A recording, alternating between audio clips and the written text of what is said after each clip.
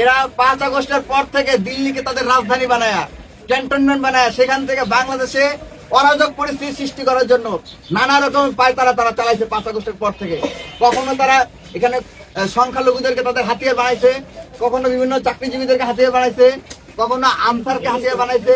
এই ধরনের বিভিন্ন গোষ্ঠীকে হাতিয়ার বানায় তাদের মাধ্যমে স্যাবোটেজ ঘটানোর চেষ্টা করছে। এখন তাদের সব ইভেন্ট যখন ব্যর্থ হয়ে গেছে, তখন তারা এখন গর্ত থেকে বের হয়ে, এবং এই কয়দিন যখন ইন্টারিম যখন দেখছে ইন্টারিম কোনো বিচার করতেছে না, ইন্টারিমের হাতে কোনো বিচার হবে না, ইন্টারিম তাদেরকে উল্টারা জামিন দিয়ে দিতেছে, টাকা দিলে ছেড়ে দিচ্ছে, তখন তারা সাহস পেয়ে গেছে। এখন তারা গর্ত থেকে বের হয়ে স্বপ্রণোদিত হয়ে তারা এখন নিজেদের ব্যানারে তারা এখন অস্থিতিশীল পরিবেশ সৃষ্টি করার জন্য প্রকাশ্যে ঘোষণা দিছে।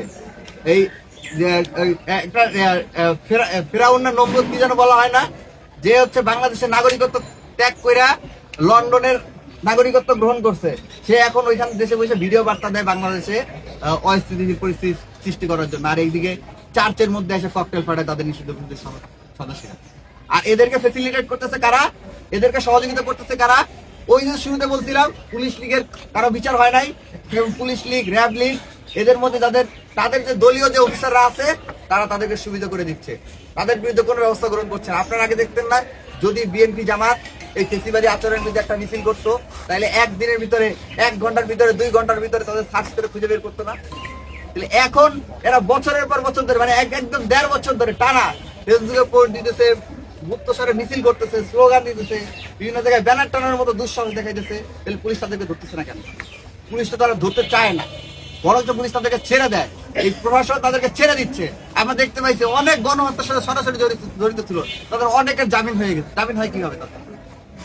তাদের তো বিচার হওয়া দরকার ছিল, কিন্তু জামিন হলে কি হবে? এই যে এইভাবে পুলিশ সরকারের মধ্যে যারা কিছু কিছু উপদেষ্টা, তারা নাম বলতে চাই না, আমরা প্রয়োজনের সামনে নামও বলবো, আমাদের কাছে তথ্য আছে, তারা সন্ত্রাসী এই লীগদেরকে পুনর্বাসিত করার জন্য নানা রকম পদক্ষেপ গ্রহণ করতেছে, লীগকে ফিরে আনার ব্যাপারে নানা ধরনের পদক্ষেপ গ্রহণ করতেছে। এর মধ্যে কিছু বক্তব্য তো আপনারা জানেন, আসিফ নজরুল সাহেব তো ঘোষণা দিয়ে বলছেন তিনি আওয়ামী লীগ নিষিদ্ধ করাকে পছন্দ করেন না, এরকম অনেক উপদেষ্টা তো ঘোষণাই দিয়েছেন। এরকম আমরা, তারা যদি এখনো সাবধান না হন, তাহলে আমরা তাদের ব্যাপারে প্রকাশ্য অবস্থান নিতে বাধ্য হব। আজকে যখন এই পুলিশ, র্যাব এবং অন্যান্য আইন শৃঙ্খলা রক্ষাকারী বাহিনীরা এবং সরকারের বিভিন্ন প্রশাসনের অভ্যন্তরীণ অফিসাররা যখন এই ব্যাপারে কোনো পদক্ষেপ গ্রহণ করছে না, তখন তারা সাহস পেয়ে এখন বিভিন্ন জায়গায় তারা ককটেল ফুটানোর মতো সাহস দেখাচ্ছে, ঝটিকা মিছিল করার মতো সাহস দেখাচ্ছে। ইতিমধ্যে আপনারা দেখেছেন কয়েকটা বাসে তারা আগুন দিচ্ছে। তো আমরা দুলাইকের পক্ষ থেকে আহ্বান জানাই যে কাল বিলম্ব না করে সরকারের মধ্যে ঘাপটি মেরে থাকা এবং উপদেষ্টাদের মধ্যে ঘাপটি মেরে থাকা যে সকল অফিসার এবং উপদেষ্টা আছে যারা এই খুনি লীগকে পুনর্বাসনের সহযোগিতা করছে, তাদের প্রত্যেককে কাল বিলম্ব না করে বিচারের মুখোমুখি করতে হবে এবং তাদেরকে কাল বিলম্ব না করে জেলে ঢুকাইতে হবে। তাদের একটাই ঠিকানা, তাদের মুক্ত বাতাসে কোনো ঠিকানা হইতে পারে না।